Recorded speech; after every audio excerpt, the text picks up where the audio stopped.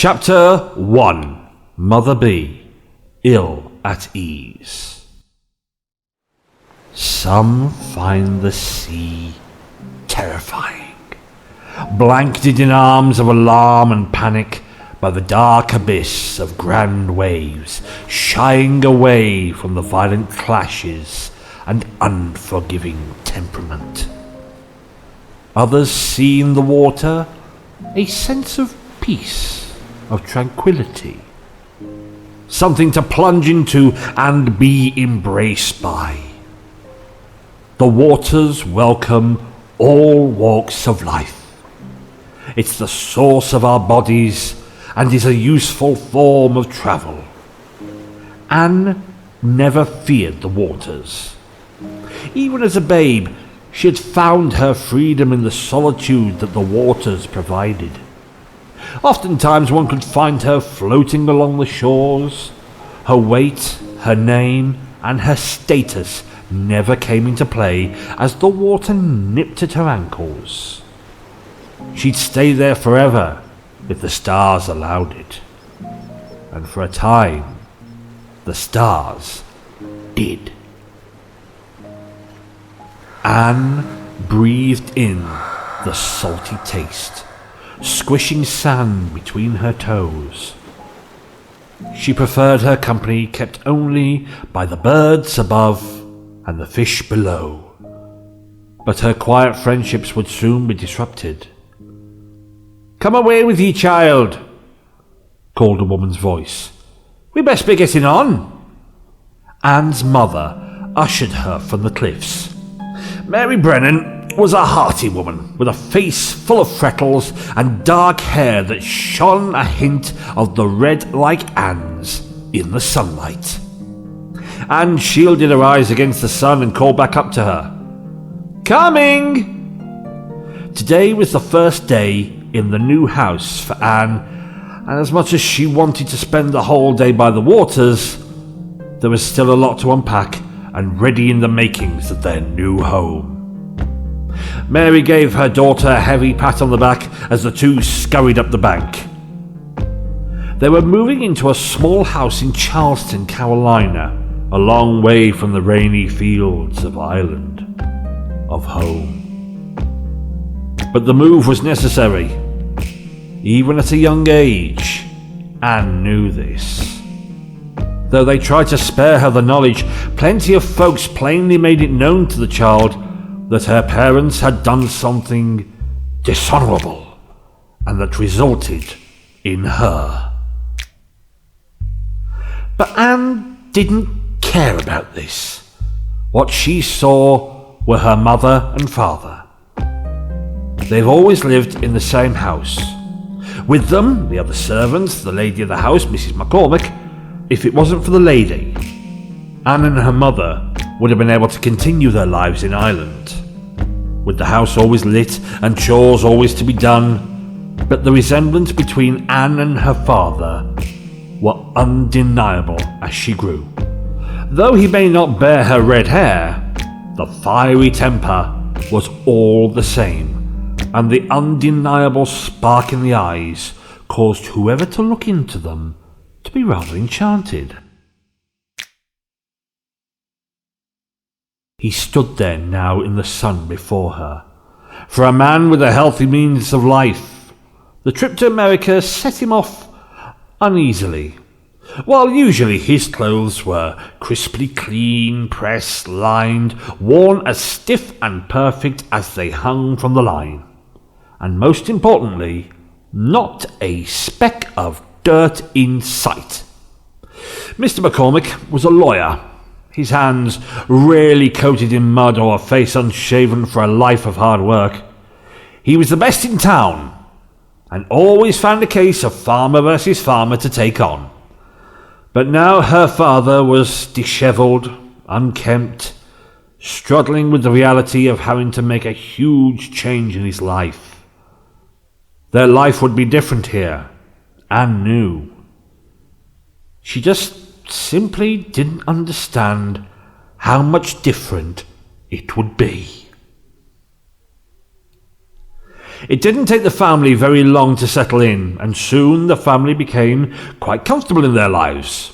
William McCormick re-established himself as an attorney, dropping the muck in his surname to seem more accessible and trustworthy.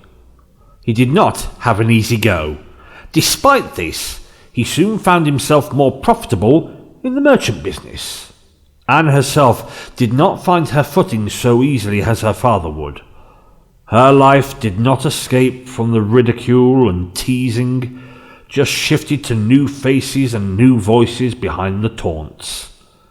As her father's name became more known and the income he gained, more attention was turned to Anne. Anne, never having been much of a people person in general, found herself on the opposing end with folks rather than friending many. Anne quickly became known simply for her fiery temper. It was said she stabbed a servant girl with a cake knife and even gravely injured a man trying to assault her on one of her walks. It was said that she had caused so much ill pain that the man spent not an insignificant amount of time recovering from such wounds. Those are, of course, merely rumours, but very much paint the very pretty picture Anne would be in society. While Anne's temper never really died down, and many did learn how to negotiate with her, it definitely was smothered down when the death of her mother came around.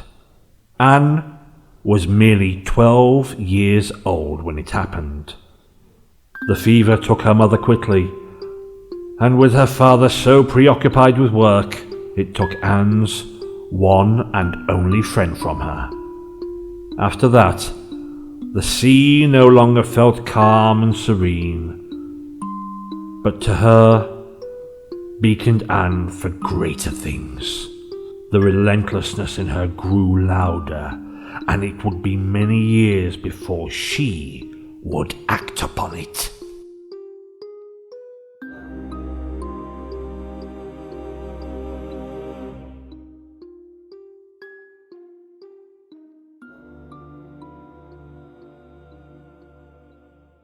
Chapter 2. A Bonny to Be.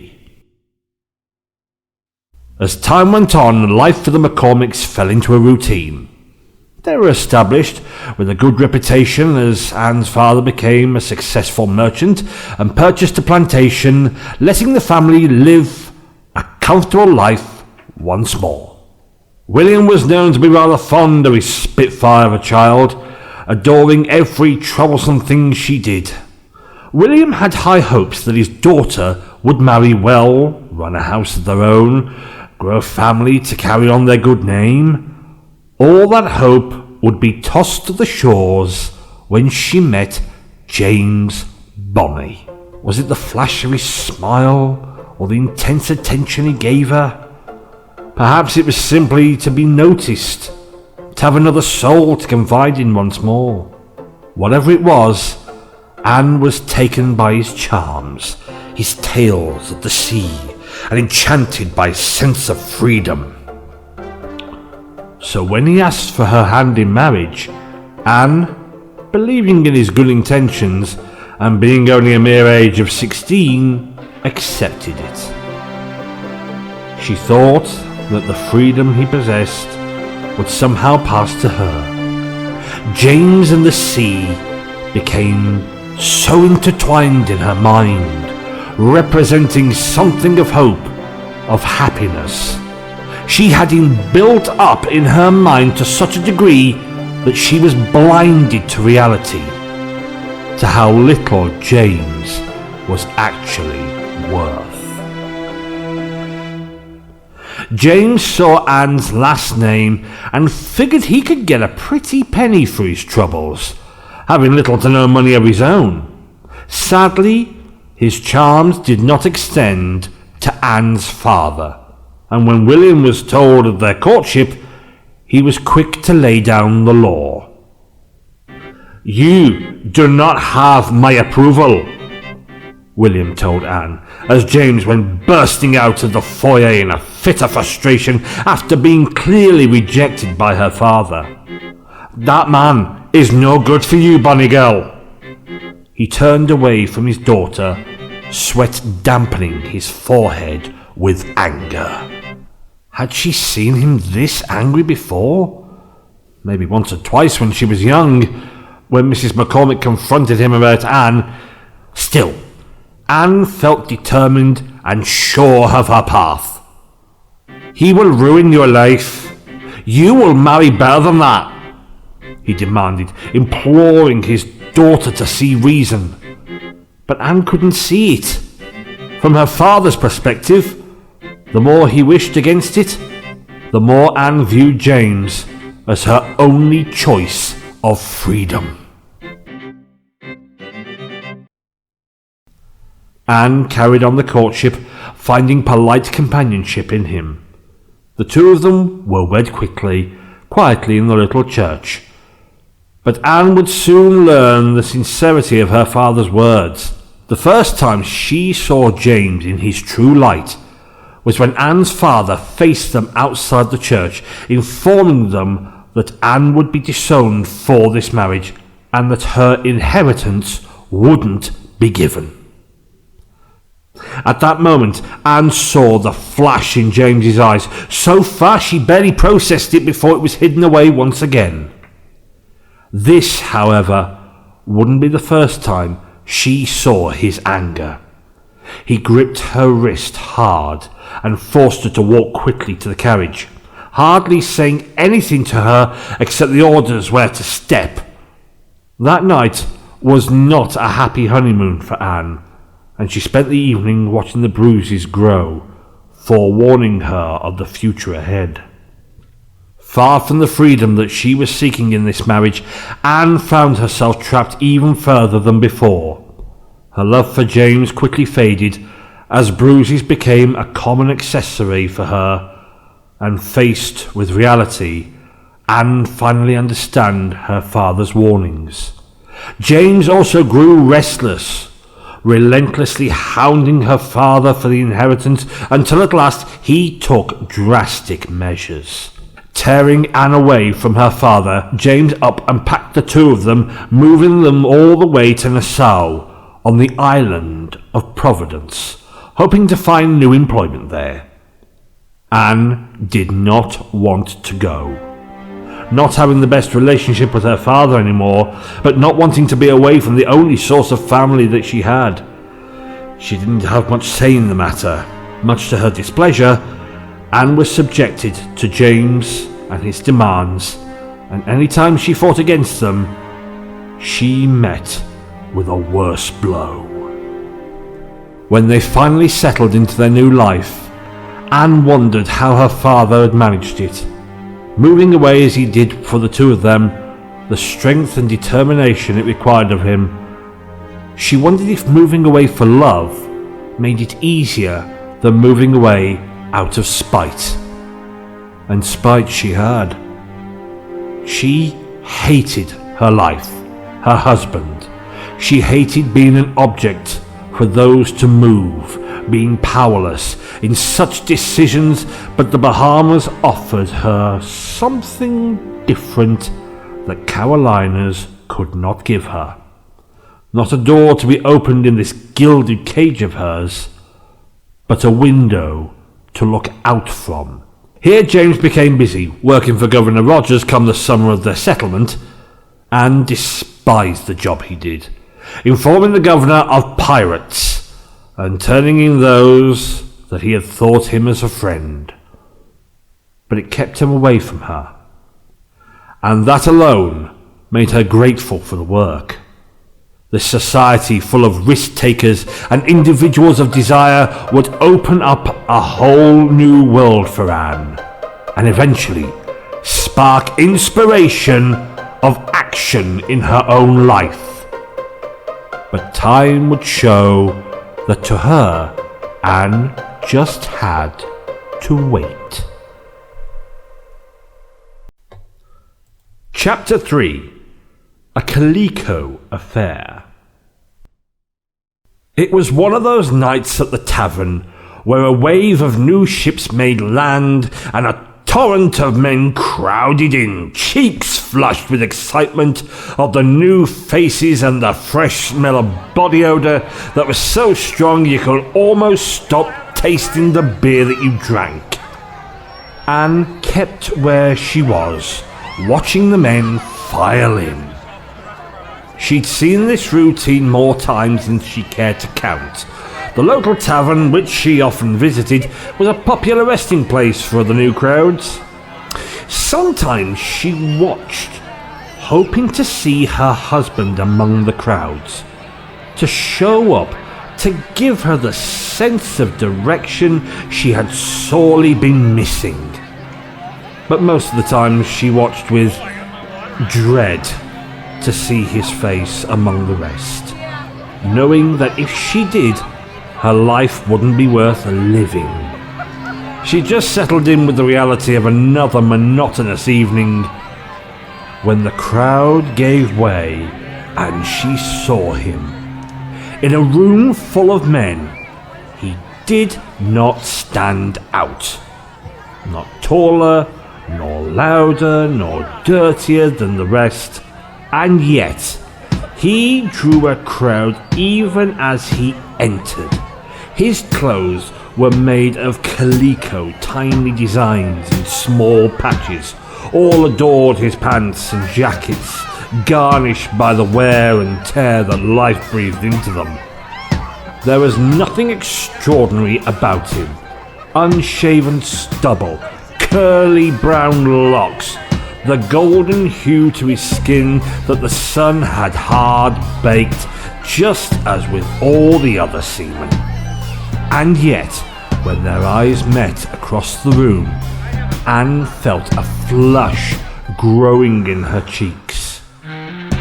His eyes offered a look of familiarity, despite being a complete stranger. Familiarity and desire.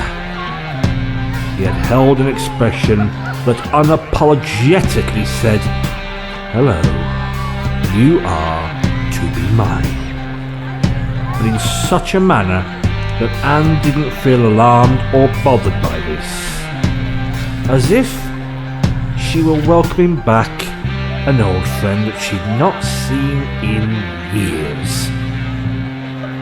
She knew she'd never been greeted by this kind of gaze before, nor did James ever stir in her the kind of heat that grew in her face.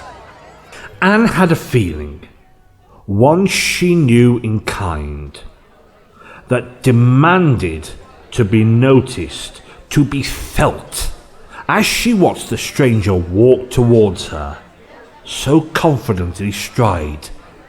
It's troublesome, undeniably, with a glistening in his eyes and a disarming smile. Anne knew that this was one of those moments when her life would change forever, as if cast off course by a raging storm, only to find sweeter shores than originally sought out. Feeling suddenly that the ground was glue, she could only stand and watched as this moment came slowly, surely, unapologetically to her. "Greetings, Bonny." He said her name, drawing it out like it held an IE and not a Y, as if to claim her beauty from the outset. "What'll it be to you?" Anne said, Jack smiling at her tone, neither cruel nor playful, but something in the middle. "Your company," he responded in earnest. Taken aback by this, Anne allowed him a seat, watching him like a feline watches a mouse, carefully anticipating, studying, probing. Her company he did keep. Hours went on as the conversation flowed. Jack found himself telling Anne all about his crew, how he came to become captain of the Ranger, and how he was able to obtain decent gatherings from the seas. Most importantly, he explained his settling here, his great battle for the Jamaican vessel known as the Kingston. They were victorious, of course, but only to be witnessed by government officials. Jack confessed to Anne their means of escape, taking Governor Rogers' amnesty deal of giving up piracy to live freely in Nassau. His retelling of the hearing, where they pleaded their case, reenacting the different stories of his crew, brought a smile to Anne's face, one she hadn't worn for quite some time. It's never easy to describe how a connection between two people may form, whether it's the right amount of giving or taking, listening and speaking, sympathy and empathy. Whatever it is, Jack and Anne held that space for each other, and after that night, the two of them would find reasons to see each other. Between them, they grew to respect, and very quickly thereafter, love, and shortly, the two of them would forever be bound together. "Marry me," Jack would announce one afternoon after the next, and Anne would give a crooked smile, responding with, "I'm already married." Jack would click his tongue, giving his head a cock to the side. "I have seldom sworn to give up my thieving ways. An honest life I shall live," he would exclaim with a spark in his eyes that would tell her how humorous he'd found the proclamation to be. But then, in all seriousness, he would ask again, "And an honest life has an honest wife." "Marry me," he would say, his voice soft and gentle. Anne saw a means of escape, of a life held with tenderness, with sweetness. Jack would never lay a hand on her like James did, or cast her out like a father. Anne would be his equal, and in that she saw freedom. And Anne found herself saying yes. Chapter 4. Life of Glistening. Bathed in her newfound joy and love, Anne felt at ease with life once more.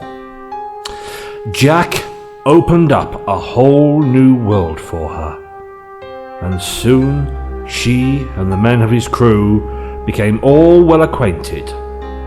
The men talked of their love for the sea, the open air, and the euphoria that came from overcoming ships twice their size. Anne listened to every story they gave her, spending hours at the pub with Jack and his crew until the stories felt as familiar as the blood pumping through her heart. How she longed to have some of her own. The old aching calling rustled in her bones, telling her that she did not belong on land. "Next time we set sail, you're coming with me," Jack said one evening after the tales of the night had come to an end. The men sat around them, merry in the face and flushed pink with drink. He said this quietly to her, tucking her hair behind her ear attentively. "I'd better be," she responded, firm but soft, like a promise between just them. Neither of them knew just how soon they would be setting sail. The news of their affair soon found the ears of James Bonny, and he was set ablaze by the scandal. It was rumoured that James might drag his wife to court, demanding that she be flogged. Whether that is true or not, needless to say, James had no intention of being publicly humiliated. It was witnessed that Jack tried to reason with them, even offering James money to divorce Anne. But James denied them, not out of love for his wife, but for the pleasure of denying a pirate of taking what was James's. That was, after all, in line with his job, and seeing those who took what they wanted freely only boiled James's blood further. Whether it was for the love of Anne or simply a good enough excuse, Jack had been preparing, rounding up his crew and bringing to life once again his beautiful ship, the William. Knowing full well that stepping back on that deck would break the treaty and protection, Jack and the crew had grown restless. Money had begun to run dry, so convincing them to join was not difficult. Convincing them to accept Anne on board, that was another matter. Weary of the old tale of bad luck, the men stared down at Anne. Donned in men's clothing, standing aboard the deck, she stood as equal to them as their captain. The men were not completely uncomfortable, having known her and grown used to her quiet but witty company. But to welcome her on board their ship, this was another thing entirely. Whether it was the promise of riches or simply threats given by Jack, whatever the exchange was, the men stayed on board and accepted Anne. She was treated like all the other sailors, pulling her weight in chores and doing just as much hard work as a team player. Soon, seeing how capable and quick a learner she was, they forgot their distrust, and one by one began to crack jokes with her.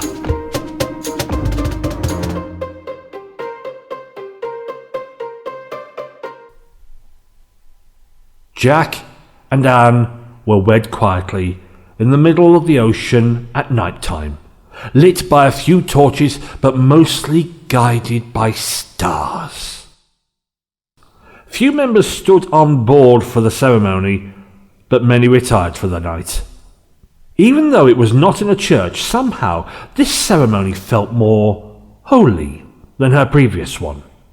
Happily in bliss, despite the growing sunburn on her fair skin, the calluses growing on her hands, and the sound of waves crashing as constant background noise, Anne felt free and finally home.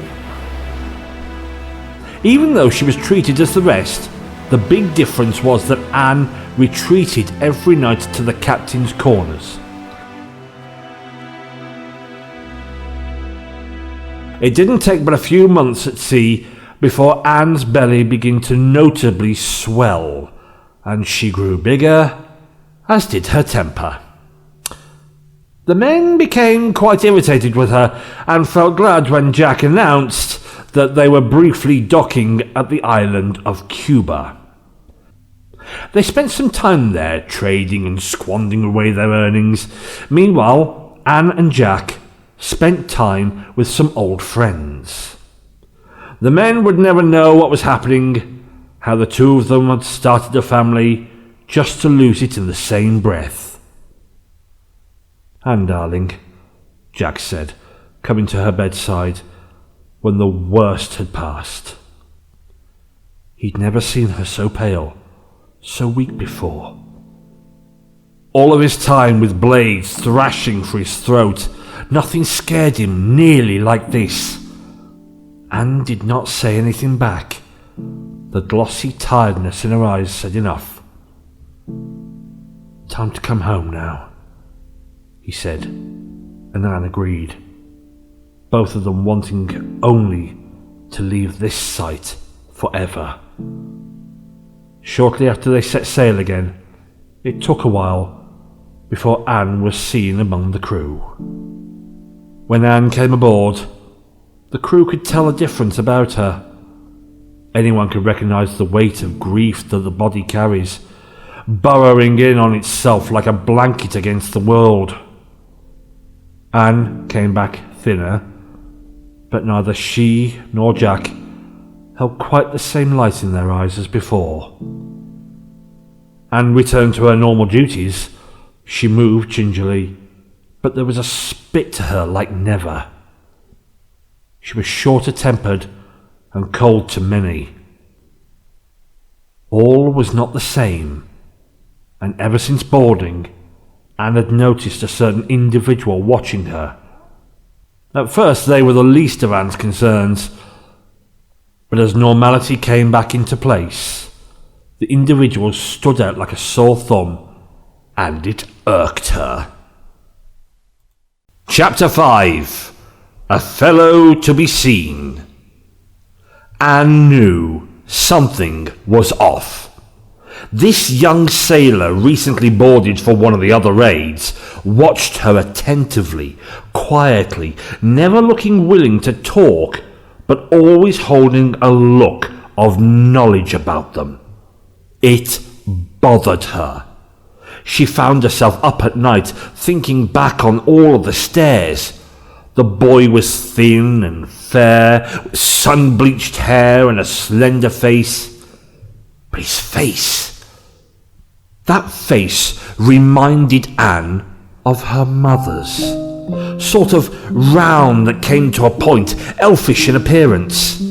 Too soft for a man, and Anne just figured that the lad was very young, not grown like the company that she was accustomed to, but something kept nudging her to dig deeper, and the stares bored into her back like a heated iron.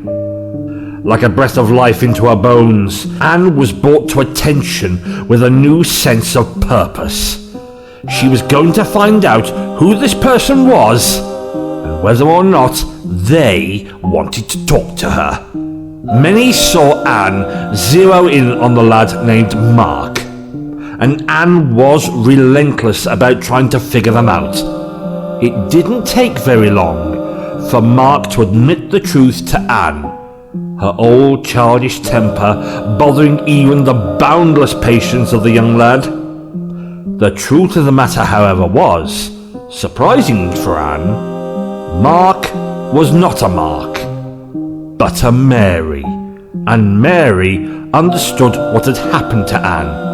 Anne understood Mary's fear of being found out. After their honesty, Anne and Mary felt bonded to each other, and they knew of their innocence, of their companionship, but to anyone else, it would appear that Anne was taken by a young fellow.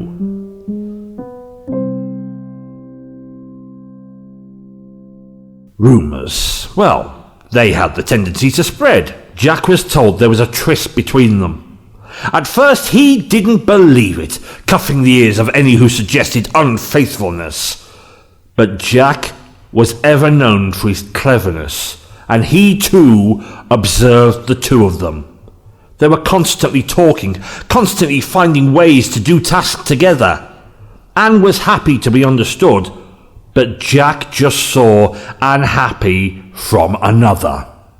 Rationally, Jack knew that every night Anne came to his bed, laid beside him, and bore honesty both in mind and body. He knew that in those moments that his wife truly was his, that her love for him was just as strong. But rationality and logic never quite come into play with the voices in our heads. Soon, Jack saw the two of them in a clouded haze of insecurity. It came to a boiling point one night as the men were drinking and celebrating another successful raid. Anne was nowhere in sight, nor was Mary. Jack tore himself from his crew, already a bottle deep in rum. He staggered upon the deck, seeing the two of them talking over the rails. Jack bounded to them, cutlass in one hand and a bottle in the other. "You cheat!" he cried, weapon wavering each time.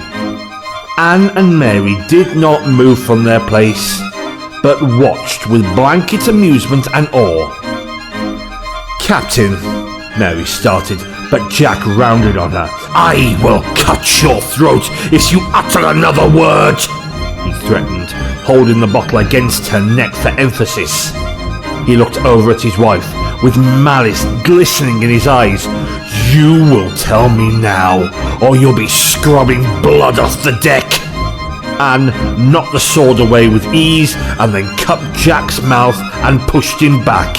The sword fell to the ground with a clatter, but Mary was quick to grab it up. The two women pushed him all the way into the captain's corners. The drink was so heavy in him he could barely put up a fight. "Look you, silence!" Anne hissed, pushing Jack back until he fell backwards onto the floor. Rum sloshed the front of his shirt. Jack, who was now exceedingly dizzy, waved his finger at the two of them. "You will tell me now, wife," he shouted, though the command was meek. Mary shut the doors behind them, praying that the noise didn't echo down the halls. "You tell me now of your dishonesty, or I shall kill your lover right here," he repeated, briefly glancing around with a look of confusion. "Look you, silence you fool," Anne responded, grabbing the drink from him. With an exchanged look and a bunch of whispering, Anne and Mary decided to tell Jack the truth. Dazed and confused until the evidence was shown, Jack accepted the story and swore to keep Mary's identity a shared secret.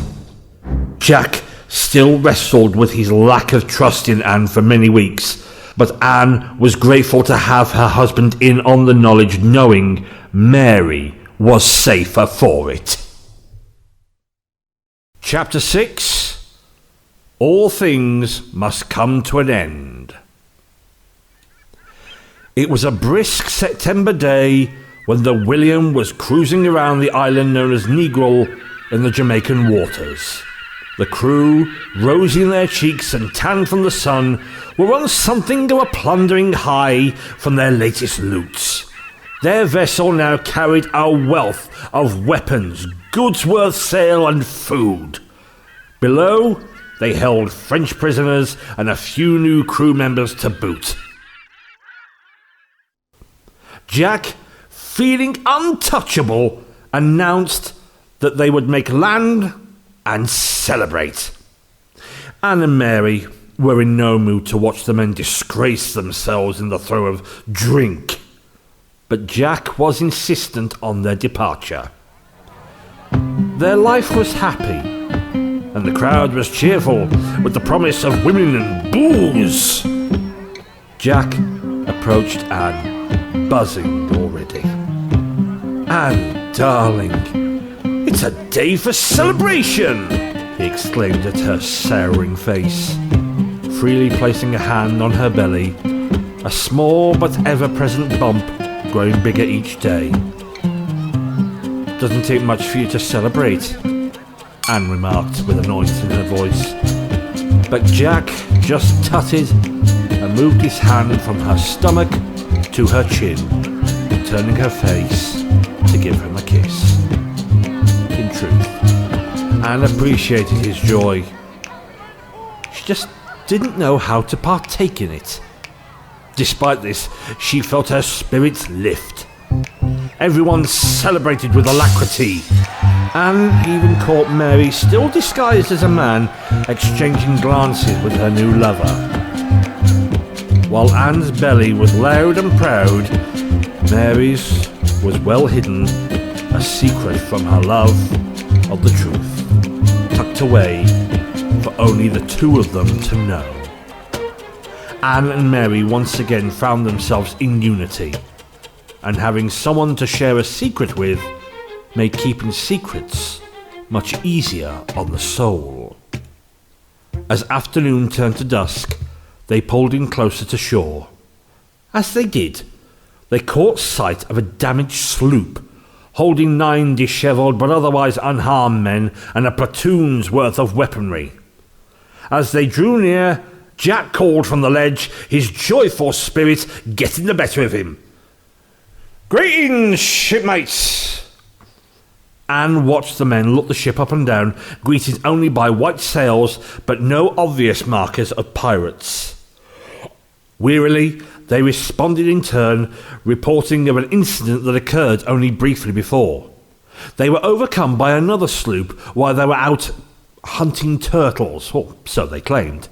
Shaken but otherwise okay, but most importantly, their speech adorned a British accent. Jack informed them that they too were British, and in his good mood and their camaraderie invited them on board ship. Anne knew it was a ploy for the weapons and beautiful cutlasses and muskets donned each, and Jack could be a greedy man. The men shared glances between them, but eventually were convinced to come aboard. It was only a few moments after the men had climbed aboard ship, laid down their weapons, exchanging their cutlasses for goblets and muskets for wine, when a cry sounded from the crow's nest. "Captain! Straight on! There seems to be a ship heading for us!" Jack paused before the rum touched his lips, indeed to see a ship bearing down on them. Relinquishing the drink, he began to bark orders. What transpired next felt very quick for those on board ship. After all, once a domino has fallen, each piece simply continues to fall until the whole thing comes to an end. The ship before them was a government ship, sent by Governor Barnett, who had previously been informed of their raiding around the Jamaican shores. In fact, it was Barnett's sloop that attacked the Englishmen and was close enough to catch sight of the William pulling in to go and inform the others. But of course, none of the crew knew this information. They simply saw a ship heading straight for them. But when they weighed anchor to turn the ship out of her direct path, the opposing ship gained on them with winds to their advantage. Mary was ordered to gather the other men from the belly of the ship, where most of the crew sat already knee-deep in drink, unaware of what was occurring. Mary's voice was drowned in their merrymaking, everyone drunk beyond comprehension that her words went into one ear and straight out the other. Mary took her pistol and fired upon the crowd, aiming to startle and motivate. The shot rang out and ended up killing one and wounding many. "Above! Now!" Mary screamed, and they all rushed above, not wanting to test her patience. Jack ordered for the ship to be fired upon, and as quick as can be, a cannon shot out while small arms fire was sent downrange towards the pursuer. The government ship responded with twice the fury, blasting fire every which way at them. The events that followed are hazy even for those who experienced them. Eventually, after the two ships got close enough, officials managed to make their way on board the William, where Anne and Mary, the only sober of the crew, fought hard, hand to hand, until they were overpowered, the ship was overwhelmed, and the battle was lost.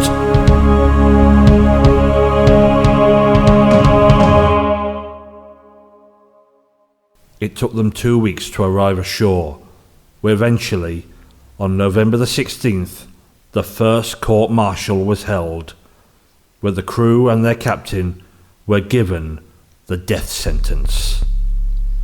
"You shall be taken from this place henceforth to a place of lawful execution, where you shall be hanged by the neck until you are dead.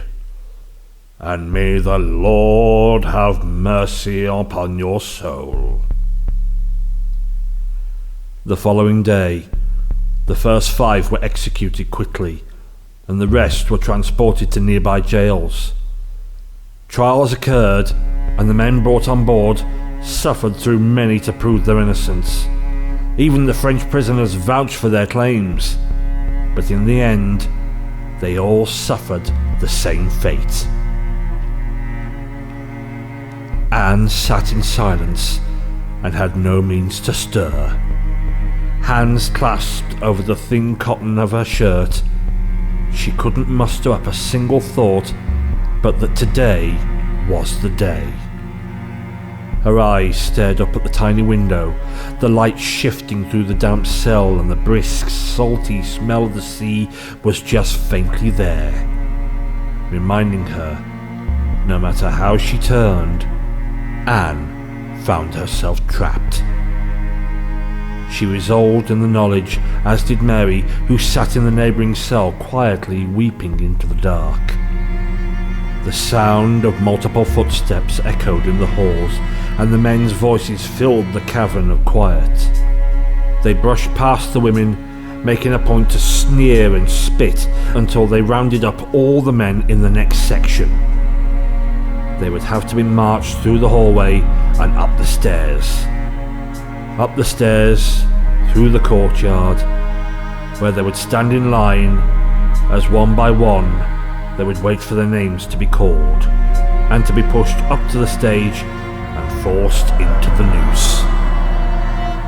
There they would hang, like the grapes of the wine that they had drunk merely weeks before.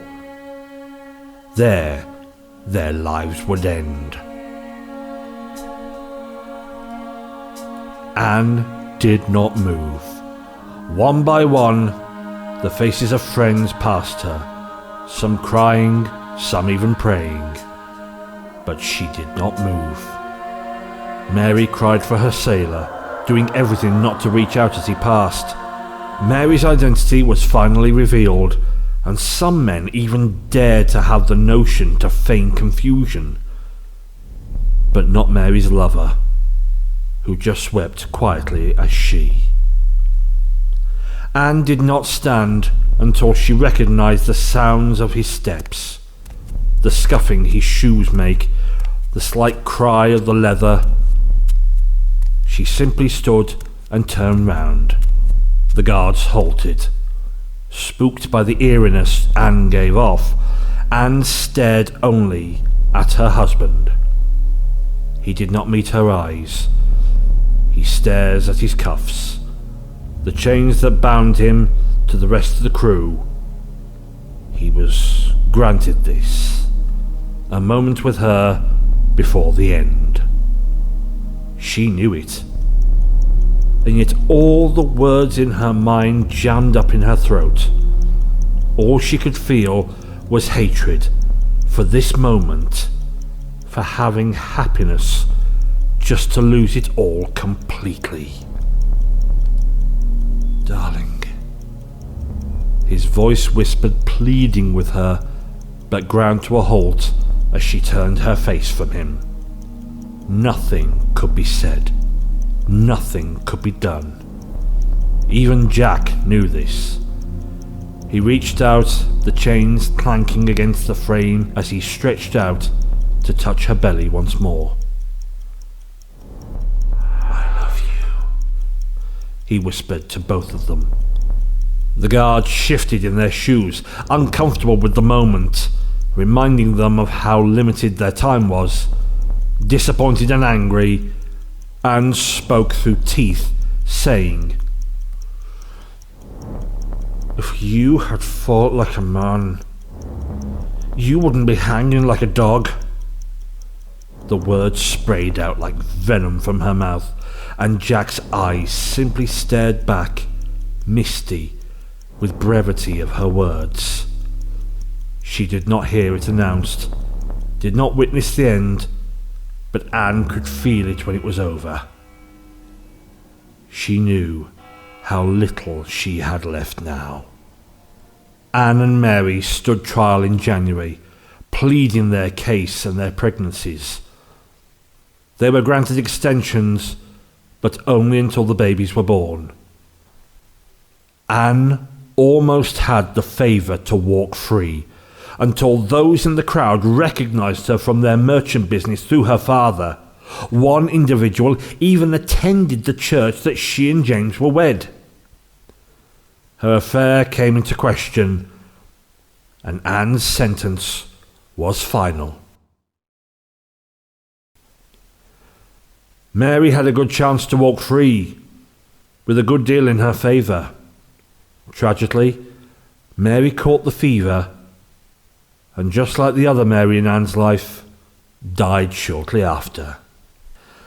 Anne finally wept for all those that she had lost: her home, her mother, and her father's love, her first chance at happiness, her true love, her freedom, and her most treasured person.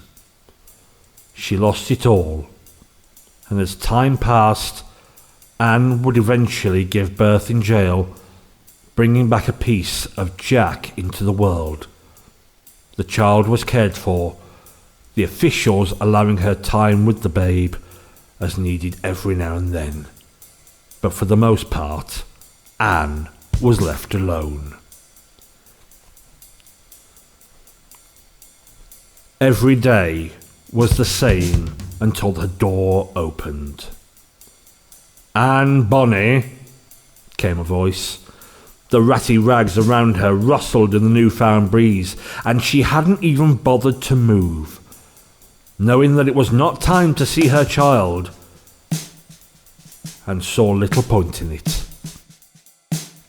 But then it dawned on her, and she knew that voice. And Anne knew that this was one of those moments when her life would change forever. But this time, she did not just watch it as it came. This time, she stood up and met it head on.